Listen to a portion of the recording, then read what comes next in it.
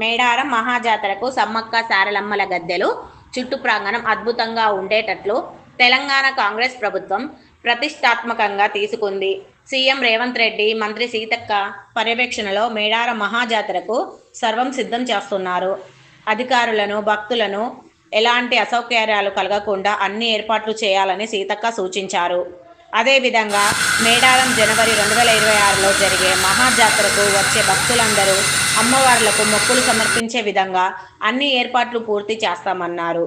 అమ్మవార్లు గద్దెల చుట్టూ పెద్ద గ్రానైట్స్తో స్వాగత తోరణాలు, అదేవిధంగా గద్దెల ప్రాంగణంలో పూర్తిగా గ్రానైట్తో ముస్తాబైతే చేస్తున్నారని చెప్పుకొచ్చారు.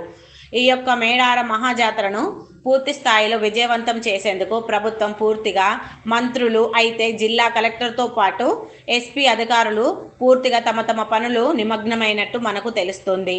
ఈ మేడారం జాతర భక్తులకు ఎలాంటి అసౌకర్యాలు కలగకుండా అమ్మవారి జాతర ఘనంగా నిర్వహించడమే